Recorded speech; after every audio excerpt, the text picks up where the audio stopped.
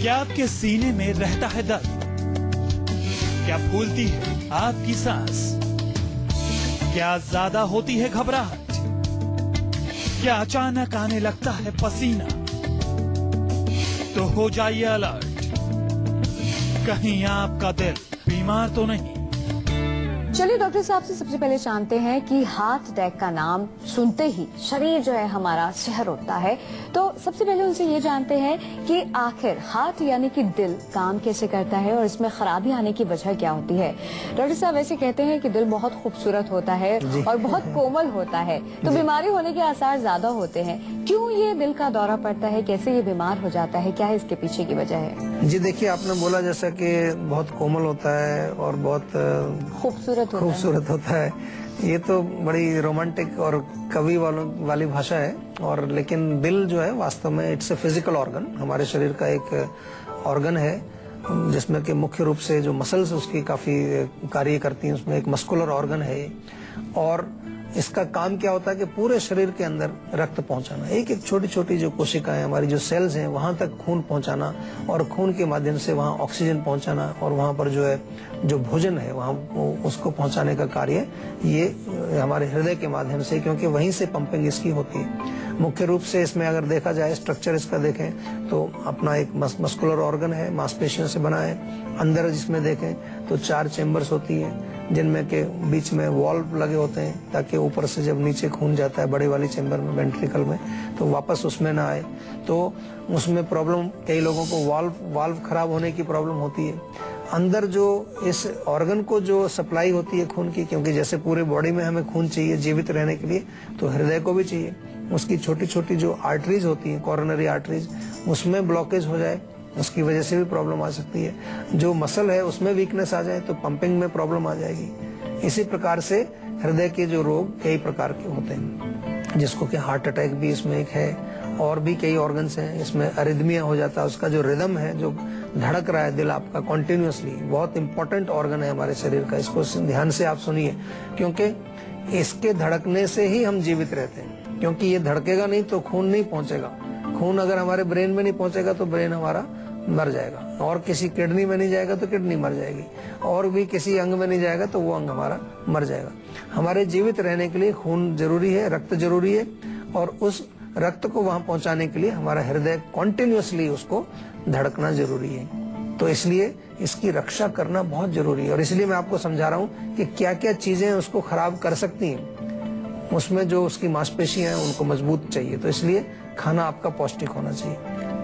अगर आप junk food खाएंगे या ऐसा भोजन खाएंगे जो पोषण नहीं देता है, उससे खराबी आएगी। स्मोकिंग जो है खराब करती है, अल्कोहल खराब करती है, कैफीन भी खराब करती है। चाय कॉफी जो हम पीते हैं उससे भी हृदय जो है कमजोर होता है। इसके अतिरिक्त अगर हम देखें, बहुत ज्यादा गरिष्ठ भोजन, तला हुआ, बहुत ज्यादा फैट युक्त, वसा युक्त भोजन हम खाएं, एक्सरसाइज ना करना, मानसिक तनाव, कुछ बीमारियों की वजह से भी हृदय खराब होता है। ब्लड प्रेशर है, डायबिटीज है, या कोई ऐसी बीमारी है, कुछ औषधियां हम खाएं, कई हम दवाइयां खाते हैं, केमिकल मेडिसिन, उनसे भी फर्क पड़ता है, नशीली दवाइयों से भी फर्क पड़ता है। तो हृदय को सुरक्षित रखने के लिए आपको इन सब चीजों का ध्यान रखना चाहिए। इस बारे में डॉक्टर साहब से और भी जानकारी हासिल करेंगे, लेकिन फिलहाल गोरखपुर से एक दर्शक जुड़ गए हैं। सपन जी, स्वागत है आपका, अपना सवाल करें। डॉक्टर साहब नमस्कार।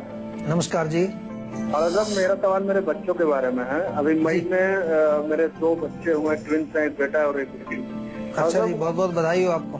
धन्यवाद डॉक्टर साहब। ये पूछना था डॉक्टर साहब, मतलब स्वस्थ है, उनका वेट सब मतलब नॉर्मल है, अच्छी तरह से बढ़ रहा है, लेकिन डॉक्टर उनको वोमिटिंग की प्रॉब्लम है, दोनों को, बेटा बेटी को। अच्छा। हाँ, मतलब जब भी वो फीडिंग करते हैं उसके बाद वोमिट ज्यादा करते हैं। देखो, अभी छोटे बच्चे हैं तो 2 कारण इसमें होते हैं। एक, थोड़ा डाइजेशन उनका कमजोर हो, उसकी वजह से वो जैसे दूध नहीं पचा पाते कई बार बच्चे, तो वोमिटिंग हो जाती है। दूसरा कारण ये भी होता है कि कहीं उनके शारीरिक शक्ति या इम्यूनिटी थोड़ी कमजोर है। तो दोनों के लिए एक बड़ा अच्छा सिंपल सा एक फार्मूला है, दोनों चीजों में ही काम करेगा। थोड़ा सा अदरक का रस निकाल लें, ताजा अदरक का रस, और उतना ही बराबर मात्रा में उसमें शहद मिला लीजिए आप, और उसको थोड़ा थोड़ा सा चटा दीजिए उनको, बच्चों को। दिन में 1 बार या 2 बार, या ड्रॉपर ले लें, ड्रॉपर से 2-3 बूंद उसके मुंह में डाल दीजिए दिन में 1 बार सुबह और 1 बार शाम को, तो उससे उसको बहुत फर्क पड़ जाएगा।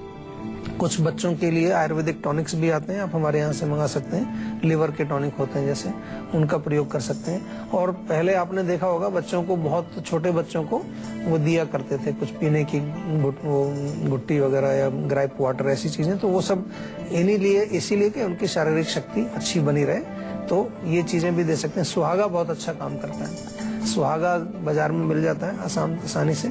सुहागा आप थोड़ा सा भून लें तवे के ऊपर, और उसका थोड़ा सा, कोई बिल्कुल चुटकी से भी कम शहद में मिला के उसको चटाइए। पेट भी अच्छा रहेगा और वैसे भी वो जो है उसको पाचन भी अच्छा होगा, साथ में उसको कोल्ड कफ वगैरह भी नहीं होगा बच्चे को। आज हम अपने दिल को दुरुस्त रखने के बारे में जानकारी हासिल कर रहे हैं डॉक्टर साहब से। अच्छा, आप और हम ये कैसे जाने कि हमारा जो दिल है उसमें प्रॉब्लम आनी शुरू हो गई है, कैसे भांपे ताकि वक्त रहते इलाज करा सके, आइए जानते हैं। इसमें देखिए मुख्य सिम्टम ये रहेगा आपको कि जो हार्ट का एरिया है, जो जिसको हम चेस्ट बोलते हैं, चेस्ट में हल्का सा दबाव बना रहना, या आपको थोड़ा बहुत जैसे चलते हैं तो थोड़ा सा चेस्ट में पेन होना, ये बिल्कुल इनिशियल सिम्टम्स हैं। या सांस फूलना सीढ़ी चढ़ने से या कुछ थोड़ा मेहनत का काम करने से, छाती में दबाव बनना, छाती में पेन होना, सांस फूलना, कभी कभार हार्ट बीट आपकी बढ़ जाना, तेज हार्ट बीट हो जाए, या थोड़ा सा पसीना आ जाता है थोड़ा बहुत मेहनत का काम करने से, या फिर आपको लगे कि आपको जैसे कि कुछ उल्टी आने वाली है, इस तरह के लक्षण हो, या फिर और ज्यादा अगर अंदर खराबी होगी तो फिर आपको बहुत तेज दर्द होता है। कई बार बहुत, जैसे हम कहते हैं कि जैसे चाकू से किसी ने जो वार किया, आप इस तरह का, या बर्निंग पेन उसको हम कहते हैं, वो हो सकता है। और वो दर्द केवल फिर छाती तक सीमित नहीं रहता, आपके कंधे में या गर्दन के एरिया में, जबड़े में, या हाथ के अंदर, इधर पूरे इस एरिया में आपका दर्द जाने लगता है। तो फिर ये संकेत आपका है कि कहीं ना कहीं डेफिनेटली हार्ट का प्रॉब्लम आपको। अगर छाती में कभी भी प्रॉब्लम हो आपको किसी तरह की, तो उसका परीक्षण जरूर करना चाहिए, क्योंकि कई बार जो है लोग यही सोच लेते हैं कि शायद गैस वगैरह होगी या कुछ एसिडिटी है, तो उतना उस पर ख्याल नहीं करते हैं, ध्यान नहीं देते। लेकिन एक परीक्षण करना चाहिए, जांच करनी चाहिए, क्योंकि हृदय हमारे शरीर का एक बहुत ही महत्वपूर्ण एक ऑर्गन है और इसको स्वस्थ रखना बहुत जरूरी है। तो हार्ट डिसीज से मुतालिक सिम्टम्स तो हमने जान लिए। चलिए अब बात करते हैं आज की संजीवनी की, जिसमें डॉक्टर साहब आपको बताएंगे दिल को दुरुस्त रखने के कारगर नुस्खे। तो डॉक्टर साहब, क्या है आज की संजीवनी? देखिए, दिल को ठीक रखने के लिए बहुत सारी चीजें हैं। सबसे पहले तो प्रसन्न रहना चाहिए। जैसा कि आपने शुरू में कहा कि दिल बहुत खूबसूरत है, तो उसको खूबसूरत बनाने के लिए हमें खुश रहना चाहिए। जितना हम खुश रहेंगे उतना दिल हमारा प्रसन्न रहता है। ऐसा रिसर्च भी हुई है कि जो लोग बहुत ज्यादा गुस्सा करते हैं, बहुत ज्यादा नेगेटिव सोचते हैं, मानसिक तनाव बहुत ज्यादा होता है, उसका असर उनके हृदय पर, जो आर्टरीज हैं वो बड़ी हार्ड हो जाती हैं, सख्त हो जाती हैं, उस पर पड़ता है। आंवला आप रेगुलरली खाएं, बहुत अच्छा रहता है हमारे हार्ट के लिए। आंवला खाएं या त्रिफला खाएं, त्रिफला चूर्ण जो हम आमतौर पर बताते हैं उसका सेवन करें, उससे आपको बहुत फर्क पड़ता है। इसके अतिरिक्त च्यवनप्राश का सेवन भी आप करें तो हृदय के लिए भी अच्छा टॉनिक है, फेफड़ों के लिए भी है। च्यवनप्राश आप रेगुलरली खाएं। अर्जुन की छाल का काढ़ा बना करके आप पी सकते हैं। अर्जुन की छाल को कूट करके और उसका काढ़ा बना के रोज दिन में एक बार आप पिए, उससे भी आपको बहुत लाभ मिलता है। इसके अतिरिक्त बहुत बढ़िया रहेगा आपके लिए कि थोड़ा एक नियमित रूप से व्यायाम जरूर करें। थोड़ा सा सैर के लिए जाएं, प्राणायाम करें, योग करें।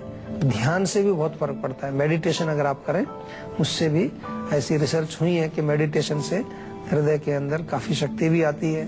कोलेस्ट्रॉल यानी कि आपका ब्लड प्रेशर, ये सब चीजें जो हार्ट से रिलेटेड हैं, इनमें काफी आराम मिलता है। और सबसे बड़ी चीज है, बहुत इंपॉर्टेंट, पहले से ही प्रिवेंशन करना बहुत जरूरी होता है। ऐसा नहीं कि जब हार्ट की प्रॉब्लम हो जाए तब आप उसके लिए चिंता करें।